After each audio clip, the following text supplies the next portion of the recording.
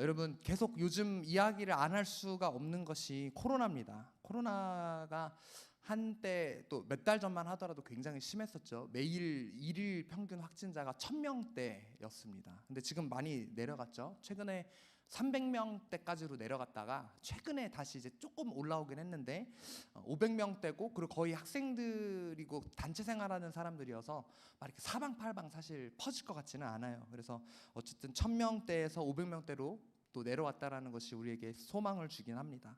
근데 여러분, 얼마 전이 코로나가 국내에서 확진자가 나온 지 딱 1년째 되는 날이었던 거 아세요?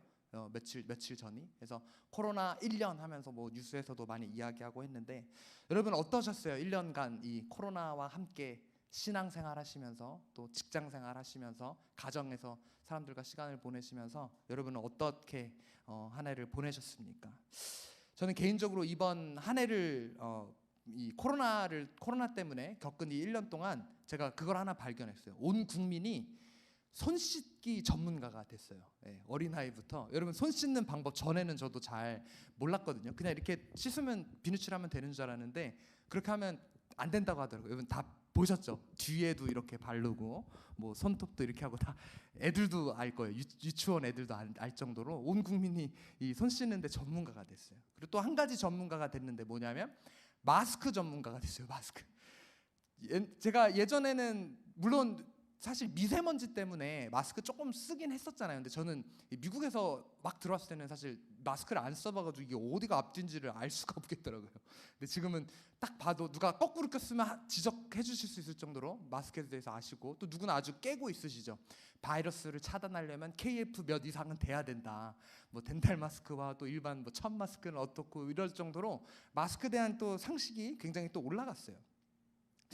이 코로나 초기 때만 하더라도 많은 사람들이 이 마스크나 뭐 손 씻는 것도 사실 잘 몰랐고, 방역 지침을 정부에서 강조하는 함에도 불구하고 방역 지침을 잘 안 지키는 그런 사람들도 있었어요. 저희 교회하고 기도원은, 저희 성도님들은 아시지만 거의 3월에 초기부터 딱 자리 떨어져 앉기랑 손 씻기랑 발열 체크 철저히 저희는 했잖아요. 마스크 쓰기랑.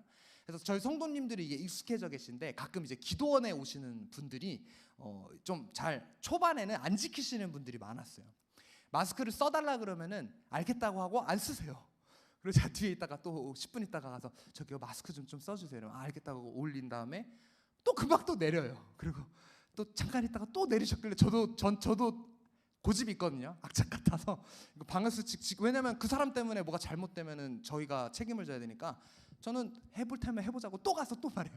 마스크 좀 써주세요. 마스크 써주셔야 돼요. 그러니까 어떤 분은 막 눈을 흘기면서 화를 내요. 알았다니까! 막 그러셨던 분도 계시거든요. 근데 지금은 사실 마스크 써달라고 하면 깜빡 잊고 마스크 좀 내리고 있어도 써달라고 하면 다들 아 맞아 마스크 써야지 사실 하잖아요. 제가 아까 잠깐 오전에 심부름 때문에 그 철물점에 잠깐 갔는데, 여기 좀 큰 철물점이었었거든요. 근데 어떤 사람이, 거기 손님이 마스크를 안 쓰고 온 거예요. 그랬더니 저도 막 아니 마스크를 안 쓰고 막 얘기를 막 하시길래, 마스크를 안 쓰고 얘기하시면 어떻게 하고, 그 점원들도 막 나와서 마스크 막 주고 이럴 정도로 지금은 이런 방역 수칙을 지키는 거에 대해서 습관이 되어 있고 너무나도 중요한 것을 잘 알고 있습니다. 방역 수칙을 지키는 이유가 있죠. 단순히 벌금을 안 내기 위해서 방역 수칙을 지키십니까? 그게 아니라 방역 수칙을 지키는 이유는 우리가 바이러스에 걸리지 않게 우리를 보호하기 위해서 여러분 방역 수칙을 지키지 않습니까? 그러면 여러분 육적인 방역 수칙은 잘 지키시잖아요. 하물며 영적인 방역 수칙은 어떠세요? 영적인 바이러스가 우리에게 틈타려고 할 때 그런 바이러스를 차단하기 위해, 바이러스에 걸리지 않기 위해 영적인 방역 수칙을 지키기 위해 얼마만큼 여러분 노력하고 계십니까? 코로나 바이러스보다 어쩌면 더 걸리면 심각한 것이 영적 바이러스 아닙니까? 영적으로 우리가 죽는 것이 더 심각한 거 아니에요? 코로나가 치사율은 사실 높지가 않잖아요. 물론 휴유증 때문에 고생하는 사람이 있다 하더라도 영적으로 우리가 다운되고 죽기 시작하고 결국에는 계속 그 죽어있는 상태로 있다라면 결국에는 구원받지 못하는 건 아닙니까? 악한 영이 지금 이 코로나를 빌미로 해서 여러 가지 이 영적인 바이러스들을 지금 뿌리고 있다라는 거예요. 나태함의 바이러스, 종교의 영의 바이러스, 비판의 영의 바이러스. 교회와 교회가 비판하고 싸웁니다. 사람들끼리 손가락질하고 싸우죠. 우울의 바이러스. 여러분 지금 정신과가 그렇게 잘 된대요. 사람들이 우울증 약도 많이 찾고 우울증에 걸리고 자살률도 지금 굉장히 높아져 있고요. 거짓의 바이러스, 사람들끼리 거짓말을 하고 소망 없음의 바이러스, 뭐 보여지는 뉴스를 통해서 소망을 잃고 하나님을 신뢰하지 못함의 바이러스. 여러분, 우리가 믿는 하나님 치유의 하나님 아닙니까? 그런데 그 치유의 하나님은 아유 내가 코로나는 못 고치겠다 하시는 하나님이신가요? 아무도 대답을 안 하시네요. 그렇게 생각하세요? 아니잖아요. 코로나라 할지라도 치유의 하나님은 그 코로나조차도 치유하고 해결하실 수 있는 하나님임을 여러분 믿으시기 바랍니다. 그런데 우리 가운데 은근 이 코로나로 인하여서 하나님을 신뢰하지 못함이 있다라는 거예요. 하나님 우리를 보호해 주시고 눈동자같이 우리가 아까 이야기한 대로 사랑의 눈으로 우리를 어느 때나 바라보시고 인자한 귀로 어느 때나 우리의 기도를 듣는 그 하나님이신데 이 코로나로 인하여서 우리가 그 하나님을 신뢰하지 못함이 있다라는 겁니다. 제가 그 3월의 초기에 코로나가 막 확산이 될 때에 제가 코로나에 대해서 설교를 했었어요. 시세를 알고 마땅히 행할 바를 아는 자들에서 잎사갈 짚하는 시세를 분별할 줄 아는 사람이어서 우리도 이 코로나 그 뒤에 있는 그 어떤 영적인 부분들을 우리가 깨달아야 된다라는 그런 말씀을 제가 전했었습니다. 그러면서 제가 이렇게 말했어요. 이 코로나를 단순히 그냥 지나갈 전염병으로 보아서는 안 된다라고 이야기를 했었습니다. 근데 어떤 사람은 그렇게 얘기해요. 이거 그냥 뭐 시간 지나면 백신이 나오고 그래서 백신이 지금 나왔죠. 시간이 지나면 접종이 시작되고 없어질 것 아니냐. 그냥 지나가는 병 아니냐. 여러분 절대 그렇지 않습니다. 이 코로나의 배후에는 분명히 영적인 그런 배후들이 있고 우리가 그것들을 깨닫고 분별할 줄 알아야 된다는 겁니다. 그걸 모르고 있으면 그냥 거기에 맞을 수밖에 없는 거예요. 결국은 그 악한 영이 원하는 대로 우리의 영을 내어줄 수밖에 없다라는 겁니다. 영적으로 이 코로나 배후에 숨겨진 메시지와 하나님이 그를 통해서 우리에게 하시는 말씀을 우리가 깨닫고 들을 줄 알아야 합니다. 여러분 오늘 본문에서 우리가 함께 읽었었죠. 같이 한번 또 읽어볼까요? 로마서 13장 11절 12절 시작. 또한 너희가 이 시기를 알거니와 자다가 깰 때가 벌써 되었으니 이는 이제 우리의 구원이 처음 믿을 때보다 가까워졌음이라. 자 12절. 밤이 깊고 낮이 가까웠으니 그러므로 우리가 어둠의 일을 벗고 빛의 갑옷을 입자. 자, 지금 이 시기를 알거니와 하면서 이 시기가 어떤 시기라고 이야기합니까? 자다가 깰 때가 되었다라고 이야기하고 있습니다. 여러분 지금 이 시기는 자다가 깰 시기라는 것입니다. 이는 우리의 구원이 처음 믿을 때보다 가까웠다라는 것. 이제는 정말 마지막 때가 다가오고 있다라는 거예요. 밤이 깊고 낮이 가까웠으니 이제는 우리가 어둠을 내어벗어 버리고 빛의 갑옷을 입어야 할 때라는 겁니다. 여러분 사실 자고 있는 사람은요, 혹은 이렇게 꾸벅꾸벅 졸고 있는 사람은요, 만약에 지금 옆 사람 아직 설교 초반이라서 조는 사람 없는 것 같은데 옆 사람 한번 보세요. 혹시 꾸벅꾸벅 졸고 있는 사람이 있나? 꾸벅꾸벅 조는 사람은 이렇게 쳐가지고 깨울 수 있잖아요. 그런데 여러분 제가 아는 친구 중에 한 친구는요 눈 뜨고 자는 애가 있어요. 항상 그런 거 아닌데 가끔 보면 이렇게 눈을 좀 그래서 피곤한가 보다 싶은데 이렇게 보면은 그냥 초점이 없고 보니까 자고 있는 거예요. 그래서 눈 뜨고 이렇게 멀쩡히 있는 것 같은 사람은 사실 깨울 수가 없어요. 왜? 우리가 자는 걸 모르기 때문이에요. 그래서 깨어 있는 척하는 사람들도 많다라는 거예요. 근데 이런 사람들을 깨우기가 어렵습니다. 신앙적으로도 마찬가지입니다. 신앙적으로 잠들어 있는 사람, 아예 영적으로 안 믿는 사람, 혹은 교회 다니지만 이제는 다니지 않는 사람들, 그런 사람들은 우리가 흔들어서 전도하며 기도하고 막 깨울 수 있지만 내가 교회도 다니고 직분도 있고 예배도 드리지만 영적으로 깨어있지 않고 깨어있는 척하는 사람들은 흔들어 깨우기가 어렵다라는 거예요. 그런데 여러분 이 코로나는요 이런 사람들을 깨어있는 척하는 사람들을 포함한 모두를 깨우는 하나님의 큰 소리입니다. 지금 만약에 누가 졸고 있는데 제가 와 이렇게 크게 소리를 지르면 아이고 깜짝이야 이렇게 깨시겠죠. 제가 요즘은 코로나 때문에 요양원 설교를 제가 안 하는데 가끔은 이제 2주에 한 번씩 요양원 설교할 때 이제 어르신들이니까 가끔 이렇게 꾸벅꾸벅 조시고 이렇게 딴짓하시고 하시면 제가 주여 갑자기 이렇게 하시면 아이고 깜짝이야 시끄러 막 그 할머니들이 그러시거든요. 그런 것처럼 큰 소리를 지르면 사람들이 깨어나는 것처럼 여러분 코로나는 하나님이 이것을 통해서 우리에게 큰 소리를 외치시고 계신 거예요. 영국의 유명한 신학자인 C.S. 루이스가 이런 말을 했습니다. 하나님은 고통을 통해 우리들에게 소리치신다. 고통을 우리에게 주시는 이유는 그 고통을 통해서 하나님의 말씀을 들을 수밖에 없게, 하나님의 음성을 들을 수밖에 없게 고통을 통하여서 우리에게 말씀하신다라는 거예요. 여러분, 주님의 이 큰 소리를 듣고 깨어나시기 바랍니다. 아멘. 큰 소리를 치는데도 꾸벅꾸벅 졸고 자고 있는 사람은, 그 사람은 가망이 없는 거예요. 정말 뭐 기면증에 걸렸나. 근데 그것이 아니라 하나님께서 친히 큰 소리로 우리를 이 코로나를 통해서 흔들고 깨우시는데, 여러분 정말 우리 이 예배처럼 어웨이 큰 깨어지다, 영적으로 잠든 우리의 영혼이 깨어나는 여러분들이 되셨으면 좋겠습니다. 아멘. 한번 생각해 봤으면 좋겠어요. 육적인 방역수칙들은 어딜 가나 지킵니다. 교회에서도 그렇고 식당 가나 마트를 가나 방역수칙들을 지킵니다. 근데 여러분, 영적인 방역수칙 얼마만큼 지키고 계십니까? 여러분, 예배실을 들어오시면서 제일 처음 뭘 하셨어요? 체온 체크를 하셨죠. 네, 우리가 체온 체크를 하는 이유가 뭡니까? 현재 내 몸의 체온이 어느 정도인지. 만약에 뭐 코로나나 아니면 감기 증상이 있으면 체온이 어떻게 됩니까? 체온이 올라가잖아요. 저도 이렇게 몇 달 전에 아팠었잖아요. 그때 이렇게 체온을 재면은 37.5가 넘으면 딱 빨간색이 딱 떠요. 체온계에서 빨간색이 뜨면서 막 삐삐삐삐삐 엄청 요란하게 막 울려요. 이 몸에 뭔가 이상이 있을 때 내 몸의 건강 상태를 쉽게 확인해 볼 수 있는 것이 바로 체온 체크입니다.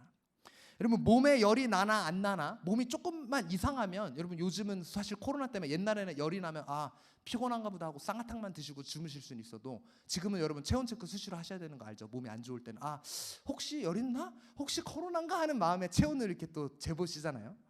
그러면 영적으로는 어떻습니까? 내 영에 이상이 있나 없나 영적으로 늘 체크하며 여러분 확인하고 계십니까?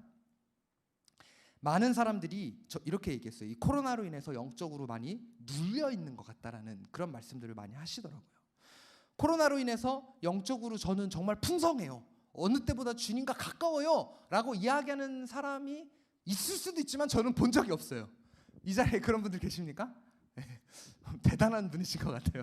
네, 주님께 칭찬받으실 거예요. 그런데 지금 이 상황이 정부가 예배도 못 드리게 하고, 모이지도 못하게 하고, 지금 저희도 뭐 오후 찬양 예배도 8월 이후에 계속 못 드리고 11시에 땡 하면 집에 가면 12시 반이잖아요.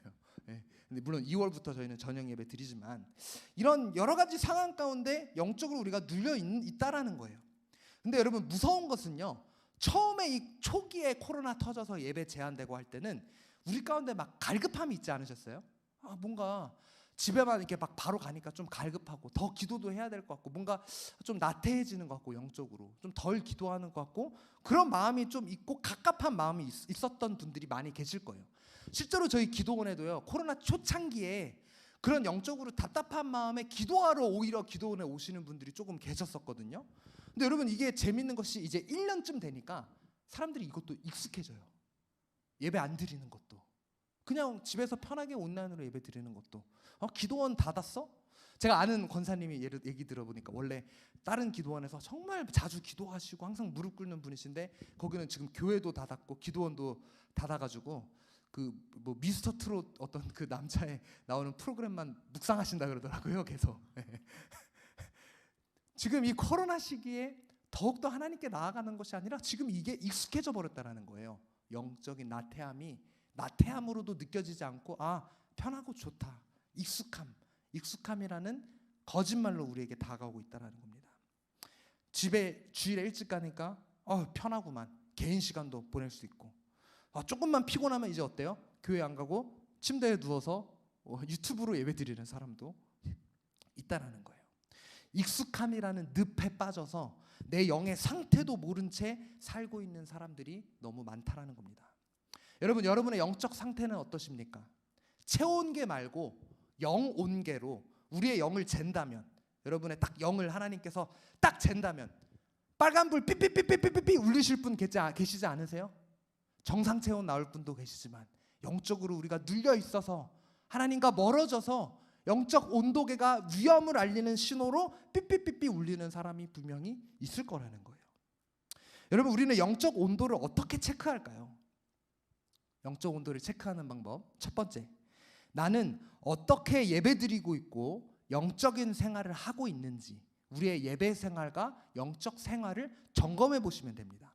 여러분, 예배라는 것은 다리미를 여러분 쓰기 전에 콘센트를 꼽으면 다리미가 어떻게 됩니까? 달가워지면서 뜨거워지잖아요. 그런 것처럼 우리가 예배에 나오는 것은 우리에 있는 그 콘센트를 하나님께 꼽는 거예요. 영적으로 차가워졌던 우리가 예배로 인해서 달궈지는 거예요. 또 여러분 핸드폰이 오래 충전 안 해가지고 방전돼서 꺼지면 어떻게 하십니까? 충전기를 꽂으면 핸드폰에 불이 들어오면서 충전이 되듯이 영적으로 방전되어져 버린 우리의 영혼이 충전되는 것이 바로 예배라는 거예요. 우리를 뜨겁게 하고 죽어져가는 우리를 영적으로 살리는 것이 예배입니다. 그런데 여러분 이 자리에 마음이 뜨거워져 가시는 예배자로 앉아 계십니까? 아멘. 아니면 관객으로 발짱 끼면서 그냥 쳐다만 보고 계십니까? 지금 온라인으로 뭐 몇 분이나 들으시는지 모르겠지만 이상하게 평소 금요 예배보다 좀 적게 들으시더라고요. 온라인 잘 안 들어오시더라고요. 큰 목사님이 설교하는 게 아니어서 그런지. 뭐 어쨌든 이 온라인 예배 들으시는 분들도 온라인으로 정말 신령과 진정으로 드리는 예배자로 참여하고 계십니까? 아니면 방송 시청자로 그냥 보고만 계십니까? 많은 사람들이 예배자가 아닌 관객 혹은 시청자로 예배를 드리고 있다라는 거예요. 그리고 자기가 몰라요. 자기가 지금 어떻게 예배 드리고 있는지. 여러분은 어떤 예배를 드리십니까? 매 예배 방전된 나의 영이 충전되고 주님을 만나고 나의 가슴이 뜨거워지는 그런 예배 생활 하고 계십니까? 그것이 우리의 영혼을 체크하는 영혼계입니다. 자, 우리의 영혼을 체크할 수 있는 두 번째 또 무엇이 있냐면 내가 삶 속에서 얼마나 하나님의 임재를 구하는지를 우리가 보면 돼요. 여러분 혹시 여기 운동하시는 분 계세요? 뭐 이렇게 막 저희 성도님들 중에는 많이 있는 것 같진 않은데 헬스하는 사람들, 몸에 근육을 막 키우는 사람들 있잖아요. 그 사람들이 제일 두려워하는 게 뭐냐면 귀신도 아니고 뭐 벌레도 아니고 그 사람들이 두려워하는 거는 근손실이라 그래요. 근손실이 뭐냐면 키워놓은 근육이 빠지는 거예요. 그래서 그 근손실을 두려워해요. 그래서 심지어 그 사람들은 눈물도 안 흘리기를 아까워한다 그래요. 눈물 흘렸다가 근손실 온단 말이야. 안 돼. 눈물 흘리면 안 돼. 울면 안 돼. 뭐 이렇게 하고 먹는 것도 근손실, 근육이 빠지고 지방으로 바뀐다고 먹는 것도 조절하고 제일 근손실을 두려워해요. 그리고 운동을 잠깐만 쉬어도 근손실이 온다고 하더라고요. 뭐 저는 모르겠어요. 조금 운동 안 하다가 운동을 하면은 막 근육이 붙는 것 같거든요. 저는. 그래서 저의 잠깐 막 어떨 때 이제 막 운동을 좀 해야겠다 싶어가지고 막 한 30분 팔굽혀펴기 하고 막 윗몸을 이렇게 하고 그리고 저희 사모를 불러요. 보라고 여기 알통 좀 보라고. 얼마나 튀었냐고. 집에서 위통을 딱 벗고 혼자 막 이렇게 포즈를 취하고 막 해요. 김한경 전도사님한테도 누나 여기 한번 만져봐봐.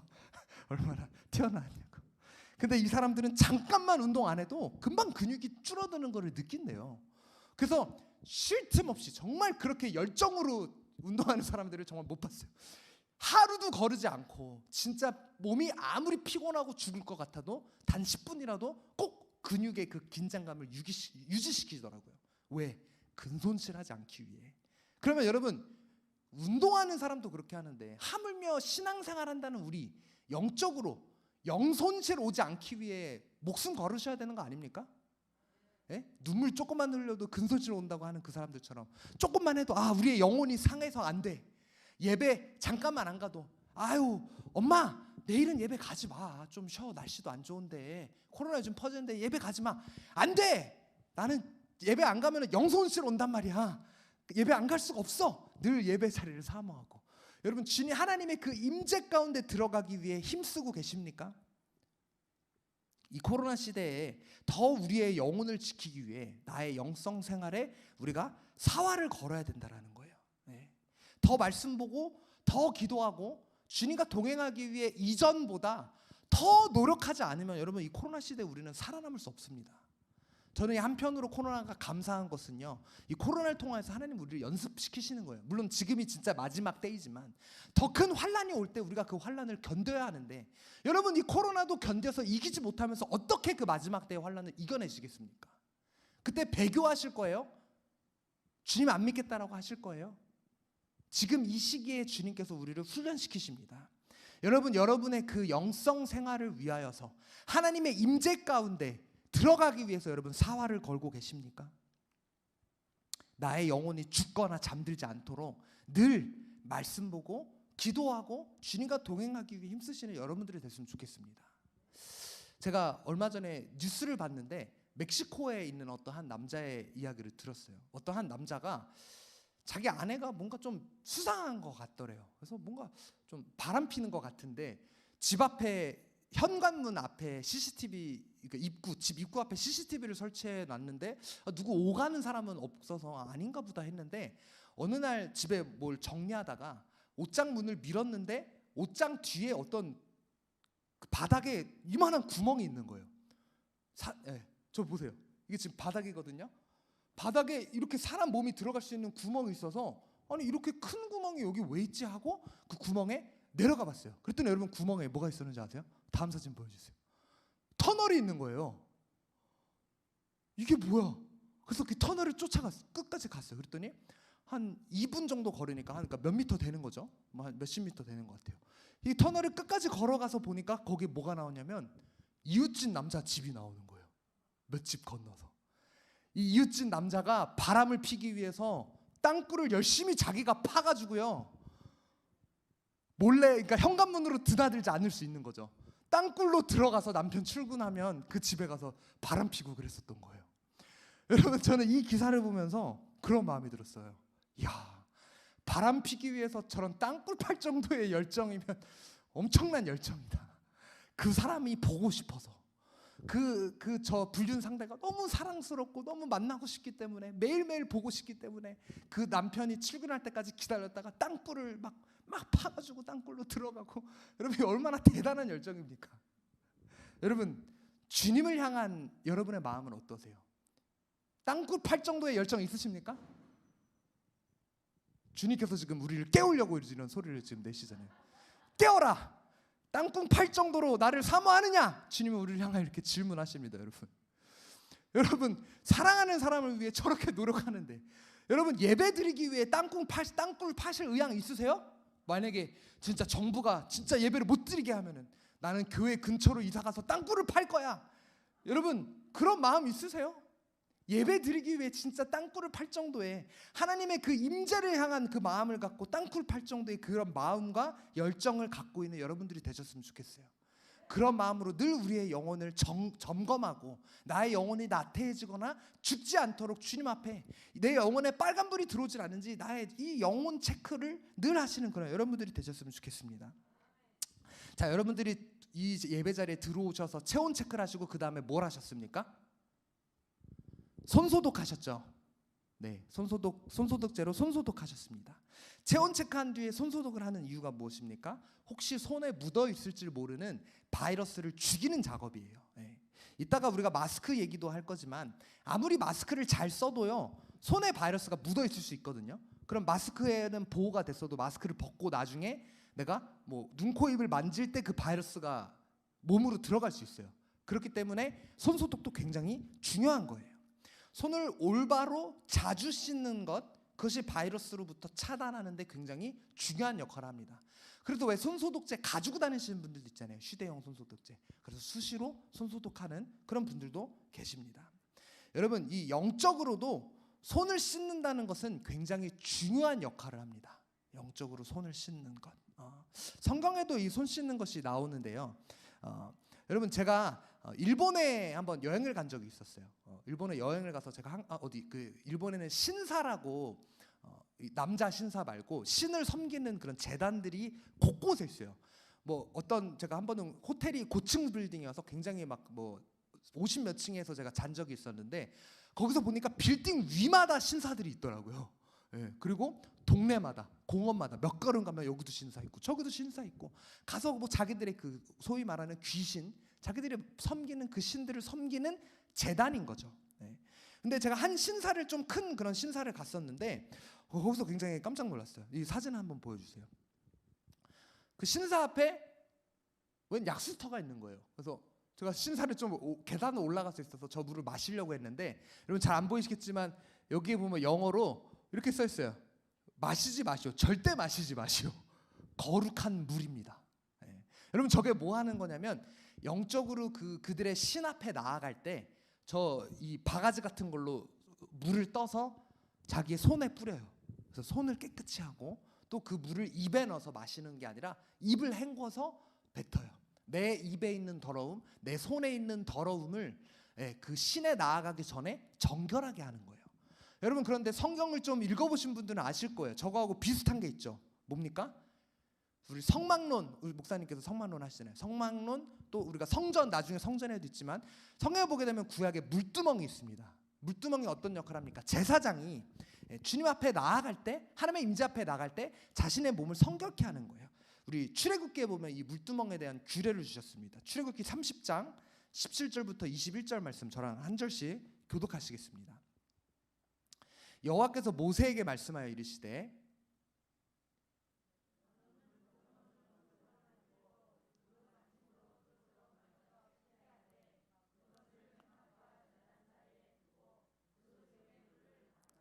아론과 그의 아들들이 그 두멍에서 수족을 씻되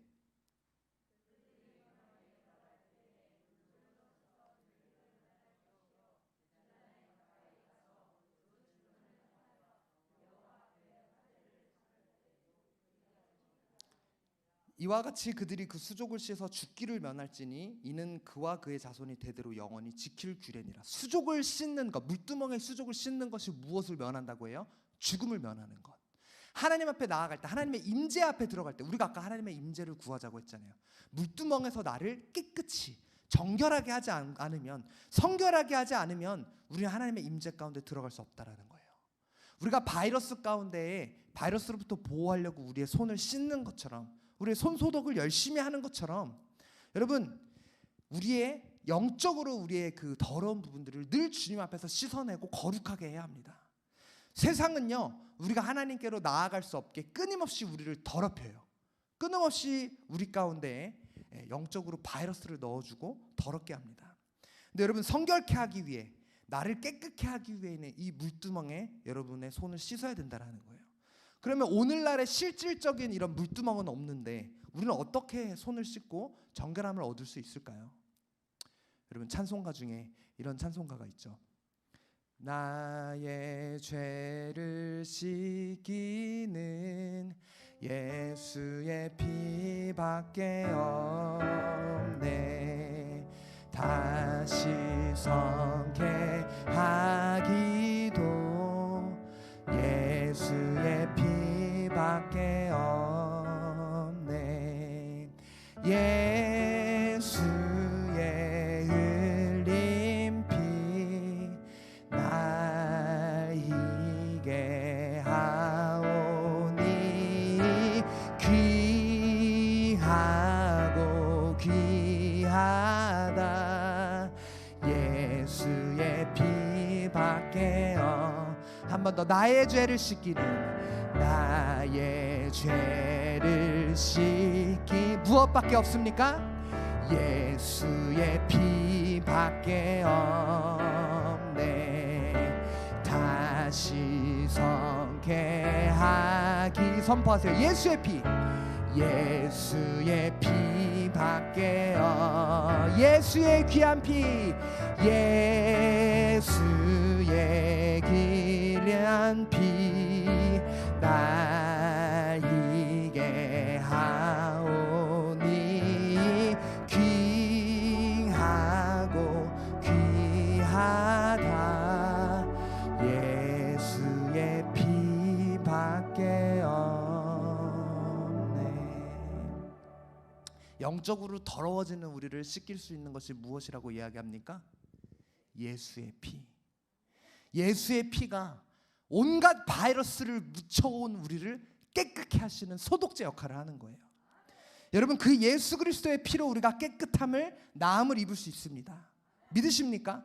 이 시간 예수 그리스도의 보혈로 말미암아 우리 가운데 있는 모든 더러운 것들, 정결치 못한 것들, 악한 것들 모두 씻겨져 나갈 것을 주님의 이름으로 선포합니다.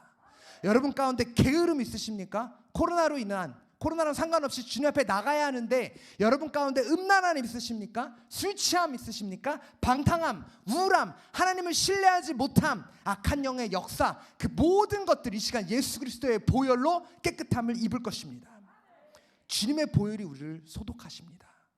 주님의 보혈이 우리를 회복해 하시고 정결케 하십니다.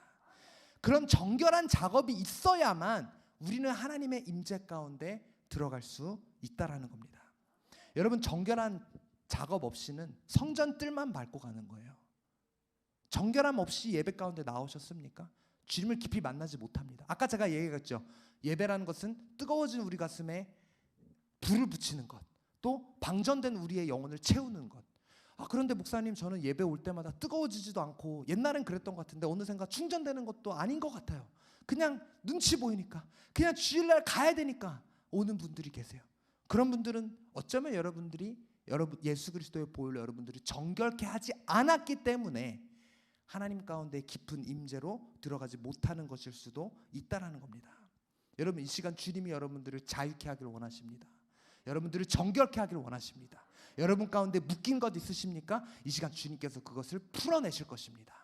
모든 더러운 것들, 성결하지 못한 것들, 주님 앞에 그것이 무엇인가 할지라도 나는 죄의 행위가 없는데요, 그것이 아니라 여러분, 이 코로나 가운데 주님을 향한 신뢰함, 주님이 기적을 행하시는 분이라는 믿음이 없다라면 그것 역시 여러분 죄입니다. 그럼 모든 죄를 이 시간 주님이 고백하기를 원하십니다. 여러분, 이 시간 손소독, 우리의 영혼의 손소독을 하시는 여러분들이 되셨으면 좋겠습니다. 자, 그리고 여러분이 손소독하고 나서 자리에 앉는데, 지금 자리에 여러분 어떻게 앉으셨습니까?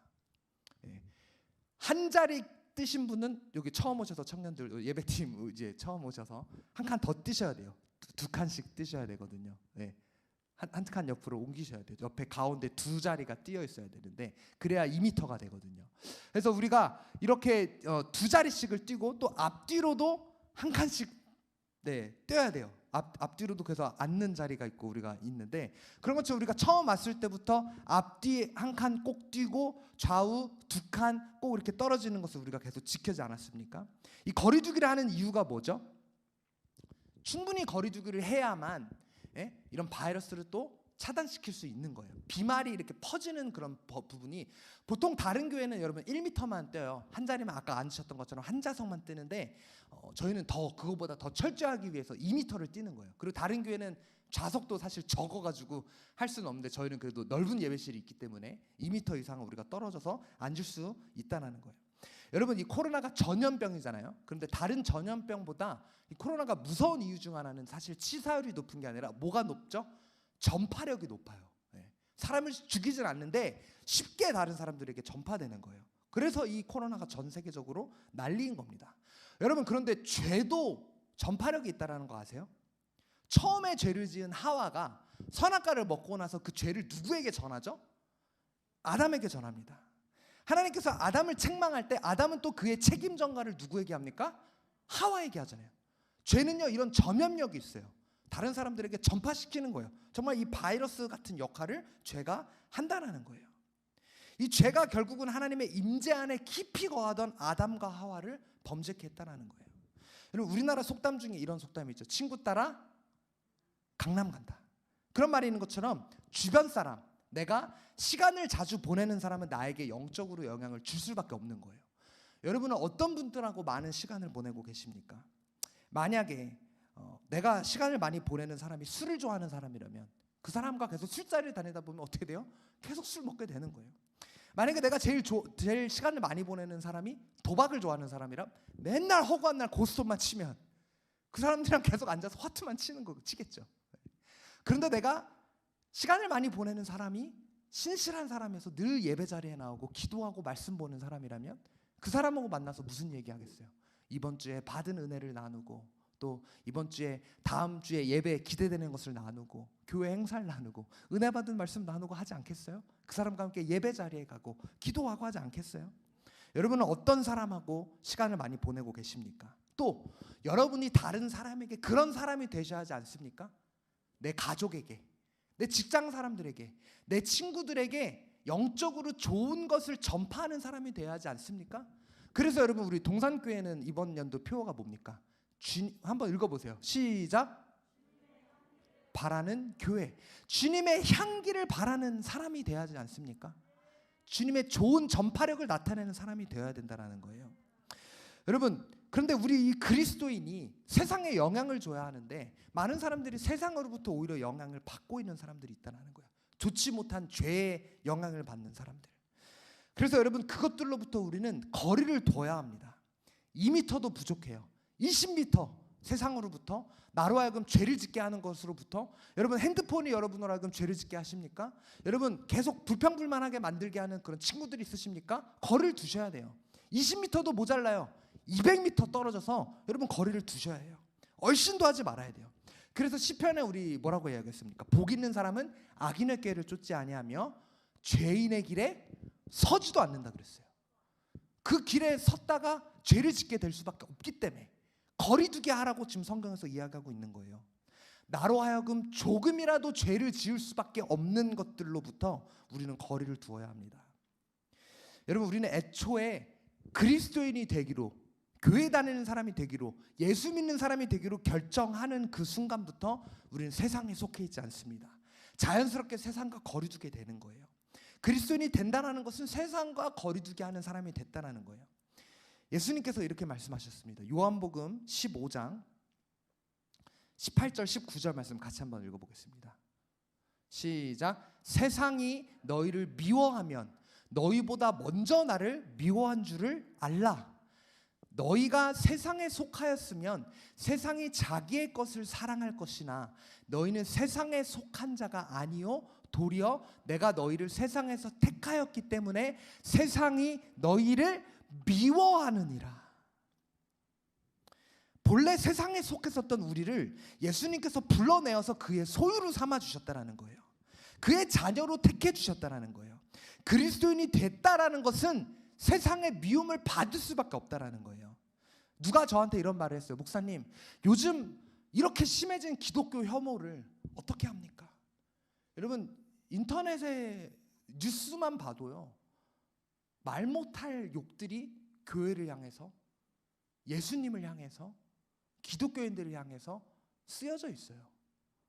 정말 제가 이런 혐오를 이렇게 빨리 겪게 될 거라고는 생각을 못할 정도로, 오히려 어디 가서 이제 제가 목사라고 하면은 이상하게 쳐다봐요. 네. 목사가 이상한 사람이 되어버렸어요. 기독교가 이상한 사람이 되어버렸어요. 이 기독교 혐오를 어떡합니까? 어떡하긴 어떡해요. 어쩔 수 없고 당연한 거예요, 여러분. 오늘 이 예수님께서 말씀하신 대로 마지막 때가 될수록 이게 더 심해질 수밖에 없는 거예요. 우리는 세상에 속해 하지 않았기 때문에 세상은 우리를 미워할 수밖에 없습니다. 그 혐오와 차별은 마지막 때가 될수록 더 심해집니다. 핍박은 더 심해집니다. 여러분, 예수를 믿는다라는 것은 내가 핍박받고 혐오받겠다라고 결정하는 거예요. 여러분, 그래도 예수님 믿으시겠습니까? 아멘. 세상 사람들은 그렇게 이야기합니다. 왜 너희 기독교인들은 이렇도록 난리를 치냐? 예배 한 번이면, 예배 그까지 예배 한 번 안 드리면 어떠냐? 그냥 좀 집에서 온라인으로 드리면 안 되냐? 여러분, 예배에서 확진자가 안 나왔어도 교회를 지금 폐쇄시키잖아요, 강제로. 왜? 예배 드렸다라는 이유만으로. 심지어 교회 와서 걸리지도 않았는데, 교회 가지도 않은 사람인데 교회 성도라 그러면 그 교회 감염으로 집어넣잖아요. 여러분, 며칠 전에 엊그제죠, 저희 수요 예배, 온라인 예배 드리고 있는데 어떠한 사람이 온라인 예배 그 채팅창에 그렇게 썼어요. 보신 분들 계실지 모르겠어요.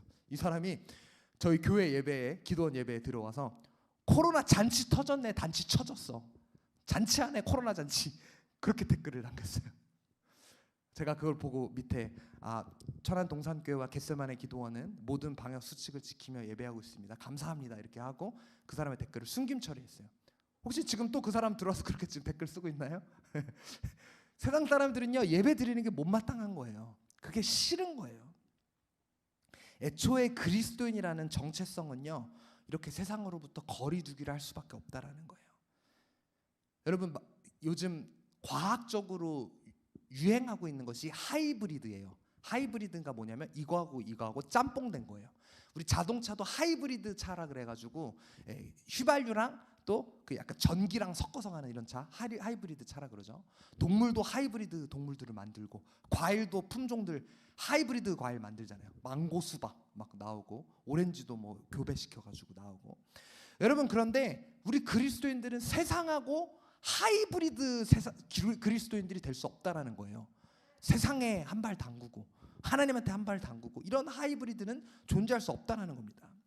여러분, 그래서 계시록에 보면 이렇게 이야기하지 않았습니까? 내가 내 행위를 아노니 내가 차지도 않고 뜨겁지도 아니하도다. 내가 차든지 뜨겁든지 하기를 원하노라. 내가 이같이 미지근하여 뜨겁지도 아니하고 차지도 아니하니 내 입에서 너를 토하여 버리리라.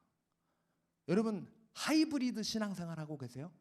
주중에는 교회 안 다니는 사람처럼 하다가 주말에는 교회 가서 그리스도인인 것처럼 거룩하게 앉아있다가, 여러분 그렇게 할 수 없다라는 거예요. 하나만 선택해야 합니다. 세상이 우리를 미워한다고 두려워하지 마십시오. 이미 주님께서는 그보다 더한 미움과 증오와 혐오를 받으셨습니다. 그래서 그 십자가에 달린 거 아니십니까? 또 우리의 믿음의 선조들이 그래왔어요. 초대교회 사람들, 여러분 지금 우리가 받는 혐오보다 더한 혐오를 받았어요. 그래서 그 사람들은 심지어 카타콤이라는 곳에서 공동체 생활을 할 정도로 그런 핍박을 받았고, 콜로세움이라는 곳이 관광지지만 원래 거기가 뭐 하는 데입니까? 그리스도인들 거기 집어넣어놓고 사자밥되게 하고 서로 싸우게 하는 것을 구경하던 곳이 콜로세움 아닙니까? 사람들이 십자가에 못 박아서 죽게 하고, 그렇게 목숨을 내놓고 신앙생활을 해왔었던 것이 초대 그리스도인들이었어요. 그게 초대 교회였어요. 근데 우리는 어떻습니까? 조금만 핍박 와도, 여러분 얼마 전에 우리는 예배드리면 벌금 냈었어야 됐잖아요. 예배 금지 때문에. 예배드리면 벌금 내야 되니까 무서워서 예배도 못 드리고, 누구는 죽으면 죽으리로다 하고 예배드린다는데 여러분들은 어떤 마음으로 예배하고 있습니까? 여러분 따돌림을 당하는 것 같던 한 아이가 이렇게 얘기했어요. 너 왜 왕따 당하니? 근데 이 아이가 이래요. 나 왕따 아닌데? 내가 걔네들 왕따 시키는 거야. 네. 자기는 왕따가 아니라 자기가 그 사람들을 멀리하고 거리 둔다는 거예요. 여러분 그런 것처럼 세상으로부터 거리를 두시고 세상으로부터 구분되어져 거룩함으로 성결되어지는 여러분들이 되셨으면 좋겠습니다. 자, 마지막으로 제일 중요한 게 사실 뭐죠? 여러분들 지금 뭐를 쓰고 계세요? 사실 코로나에서 제일 중요한 건 마스크 쓰는 거예요. 방역 수칙에서 제일 중요한 거는 마스크 쓰는 겁니다. 여러분 마스크가 최고의 백신이다라는 말 들어보셨죠? 여러분 지금 백신이 우리나라에 이제 들어오고 다음 달부터 접종을 시작하잖아요. 요양병원 기관이나 우선순위 접종자들은 백신을 접종을 시작하는데, 지금 이 들어오는 미국에서 접종하고 있는 화이자나 이제 뭐 모더나 같은 경우에는 예방률이 90%대가 윗돌다고 하잖아요. 근데 여러분 마스크를 양쪽 사람이 더 크면 방역률이 얼마나 되는지 아세요? 감염 차단율이 99%입니다. 99%. 백신보다 더 높은 거예요. 네. 그래서 마스크가 최고의 백신이다라고 이야기를 하고 있는 거예요. 바이러스가 비말 형태로 우리의 호흡기로 들어오기 때문에 그것을 차단하는 효과가 마스크에는 있다라는 겁니다. 날 보호하는 일종의 방어막 역할을 이 마스크가 한다라는 거예요. 그래서 여러분 코로나 환자를 대하는 간호사들이나 의사들은 마스크만 쓰는 게 아니라 뭐를 입어요? 아예 방호복을 입잖아요. 네. 왜? 나를 보호하기 위해.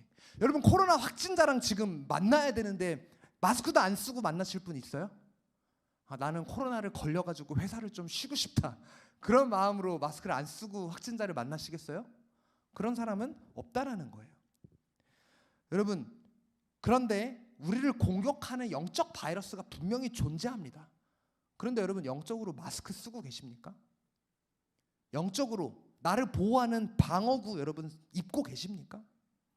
성경에서 분명히 이야기합니다. 베드로전서 5장 8절에 근신하라 깨어라 너희 대적 마귀가 우는 사자같이 두루다니며 삼킬 자를 찾나니. 우리 대적 마귀는 사자처럼, 굶주린 사자처럼 돌아다니면서 막 그 먹이를 찾고 있다라는 거예요. 여러분 그렇게 바이러스, 영적인 바이러스를 퍼뜨리면서 우리를 죽이게 하려고 사탄은 찾고 있다라는데, 여러분 왜 마스크도 안 쓰고 돌아다니고 계세요? 마스크도 안 쓰고 왜 영적으로 빨빨거리고 돌아다니고 계세요? 코로나? 뭐 이러다 끝났겠지. 여러분 그게 아니라는 거예요.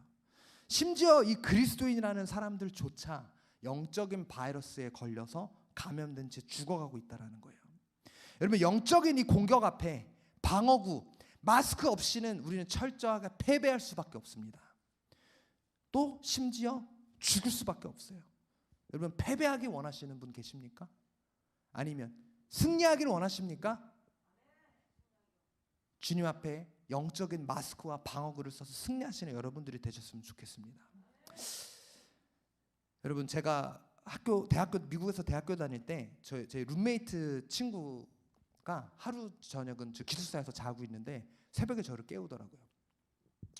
그래서 장난치는 줄 알고 왜 깨우냐고, 깨우지 말고 나 자야 된다고, 내일 수업 가야 된다 그랬더니 굉장히 진지한 얼굴로 내가 너한테 할 말이 있어. 지금 내가 꿈을 꿨는데 하나님이 나에게 주시는 영적인 꿈인 것 같아서 내가 이거를 지금 너한테 나눠야 될 것 같다라고 이야기를 심각하게 하더라고요.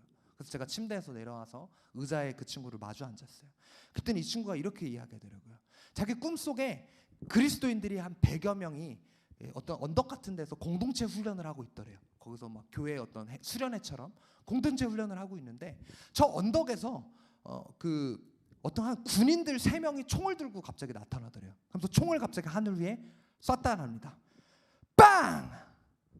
총을 탁 총소리가 나니까 이 사람들이 갑자기 여러분 총소리 군대 갔다 온 사람들은 다 아시죠? 그 총소리 얼마나 큰지.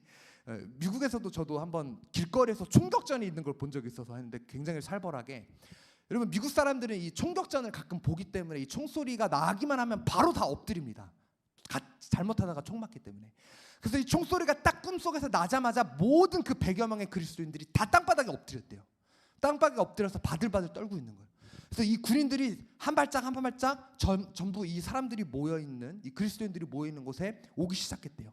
근데 이 사람들이 걸어오기 시작하니까 갑자기 제 친구가 딱 눈을 들어서 앞에 봤는데 천사가 갑자기 나타나더니, 천사가 나타나면서 여러 가지 방탄복들, 옵는 입들 있죠. 그 총알 막는 거, 방탄복이 나타나고 각종 무기가 막 나타나더래요. 총부터 해서 뭐 무슨 그 수류탄 뭐 각종 무기들이 막 나타났다라는 거예요.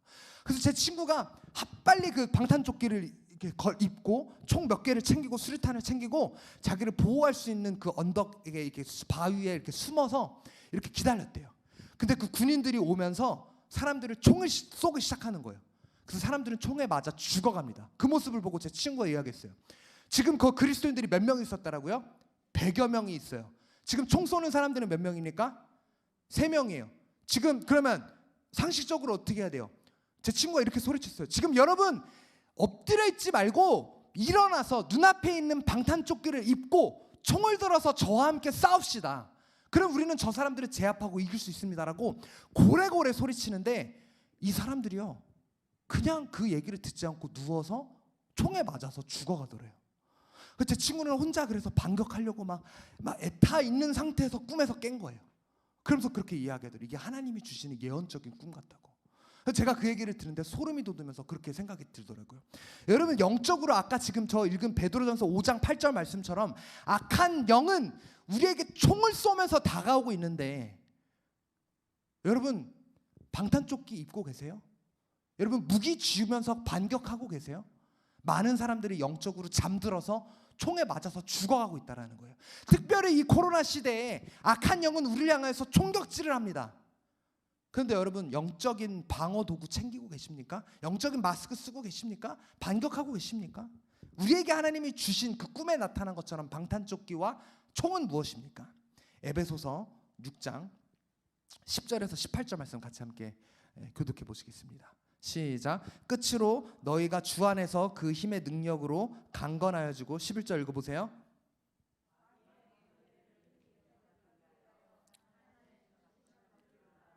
우리의 씨름은 혈과 육을 상대하는 것이 아니요 통치자들과 권세들과 이 어둠의 세상 주관자들과 하늘에 있는 악의 영들을 상대함이라.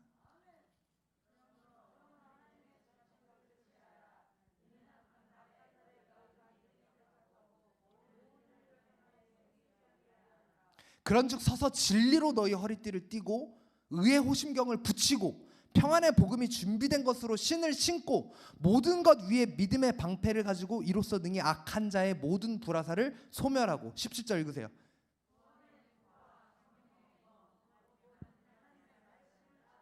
모든 기도와 간구를 하되 항상 성령 안에서 기도하고 이를 위하여 깨어 구하기를 항상 힘쓰며. 여러분 깨어서 하나님이 우리에게 주시는 전신갑주를 입어야 합니다. 여러분 전쟁터 나가는데 갑옷도 없이 방탄복도 입지 않고 총도 챙기지 않고 나가는 바보 같은 사람은 없습니다. 그건 자살행위예요. 여러분 코로나라는 영적인 전쟁 가운데 여러분들 마스크 쓰고 계십니까? 방탄복 입고 계십니까? 헬멧 쓰고 계십니까? 총 들고 계십니까? 여러분 빨개 벗고 전쟁터에서 지금 뛰어다니고 있지 않으세요? 영적으로? 그럼 총 맞아 죽습니다, 여러분. 하나님께서는 우리에게 대적 마귀를 공격할 수 있는 권세를 주셨어요. 그게 뭐라고 이야기합니까? 17절 보세요. 6장 17절. 구원의 투구와 성령의 검, 곧 그것이 하나님의 말씀. 여러분, 말씀 생활해야 합니다. 말씀 읽어야 합니다. 그것이 주님이 우리에게 주신 무기입니다. 아멘. 그리고 우리를 보호할 수 있는 방패를 주셨는데 16절 보세요. 같이 읽습니다. 시작. 모든 것 위에 믿음의 방패를 가지고 이로써 능히 악한 자의 모든 불화살을 소멸하고, 우리에게 쏘고 있는 그 불화살을 소멸하는 것, 믿음의 방패. 여러분, 믿음의 방패를 들고 계십니까? 여러분들을 도전하기를 원합니다. 육적인 방역 수칙만 지키려고 열심히 마스크 쓰고 손소독제 하고 하면 뭐합니까? 영적으로 내가 죽어가고 있는데.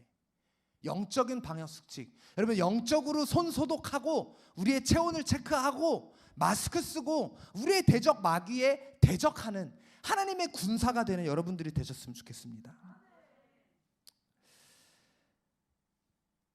말씀을 맺고자 합니다. 여러분, 우리 대한민국이, 저는 미국에서 신학교 다닐 때 교수님들이 신학 수업 가운데 그런 얘기를 많이 하세요. 제가 한국에서 온 거랑 상관없이 늘 그 수업 가운데 그런 얘기를 하신대요. 기도가 나라를 바꾼 예가 성경에 나오지만 실질적으로는 현대 사회 가운데 어떤 예가 있는지 아느냐고 질문을 하세요. 수업 시간에 미국 교수님께서. 그러면서 학생들한테 이렇게 말씀하세요. 그 예가 바로 대한민국이다. 코리아다.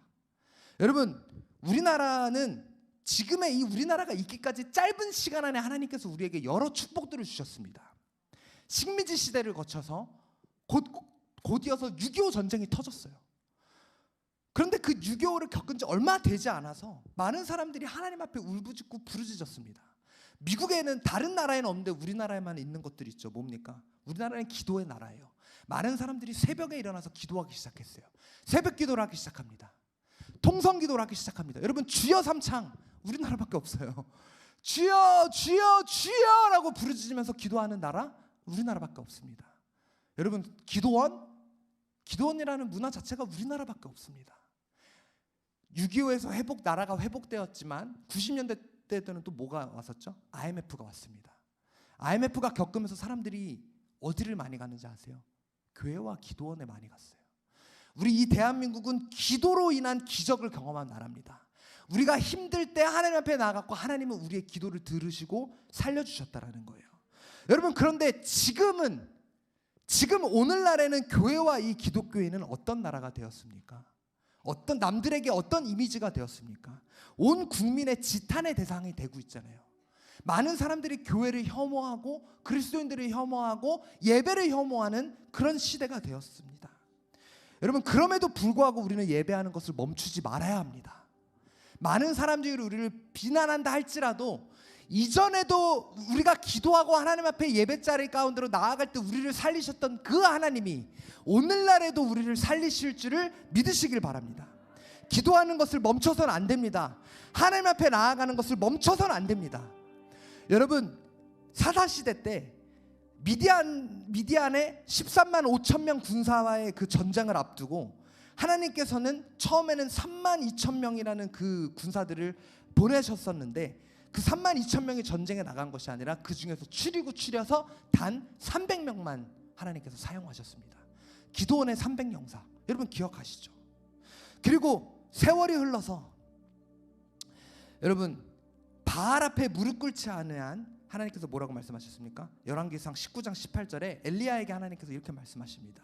그러나 내가 이스라엘 가운데 7천 명을 남기리니 다 바알에게 무릎을 꿇지 아니하고 다 바알에게 입 맞추지 아니한 자니라.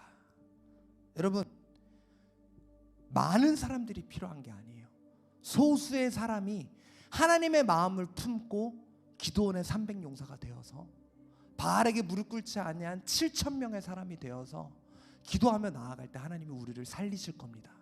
우리나라를 살리실 것이고 열방을 살리실 것입니다. 아멘. 여러분, 바알에게 무릎 꿇지 아니한 7천 명의 사람이 되시겠습니까?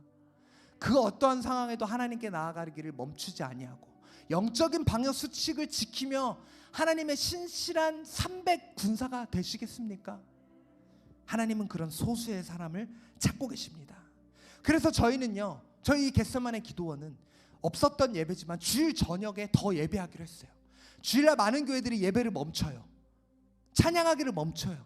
하지만 우리는 여기서 멈출 수 없습니다. 우리는 이제는 주일 저녁에 매주 예배 드릴 거예요.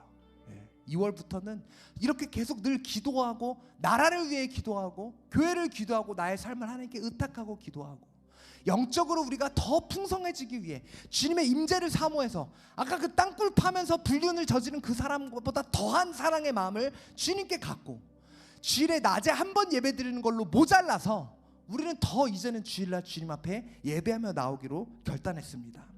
여러분, 영적으로 이제는 우리가 일어나야 할 때입니다. 이제는 우리가 깨어야 할 때입니다. 주님께서 우리에게 소리치십니다. 코로나를 통하여서 우리에게 말씀하세요. 깨어라, 잠든 너의 영혼아, 깨어날지어다. 주님께서 우리에게 소리치십니다. 여러분, 이 말씀을 듣고 깨어나는 여러분들이 되셨으면 좋겠습니다. 이 시간 우리 함께 이 찬양하시고 계속해서 기도하기를 원하는데요, 하나님께서 우리에게 말씀하십니다. 보라, 너희는 두려워하지 말아라. 내가 너희와 함께한다. 내가 너희를 붙들어주고 있다. 너희가 두려운 것은 무엇이냐? 너희의 그 대적 원수는 어디에 있느냐? 너희를 치던 적은 어디에 있느냐? 내가 너희를 구원하겠다. 내가 너희와 함께하겠다라고 말씀하십니다. 여러분, 이 마음을 갖고 우리 함께 주님께 이 찬양 올려드리면서 믿음의 고백을 선포하고 기도하며 나아가겠습니다.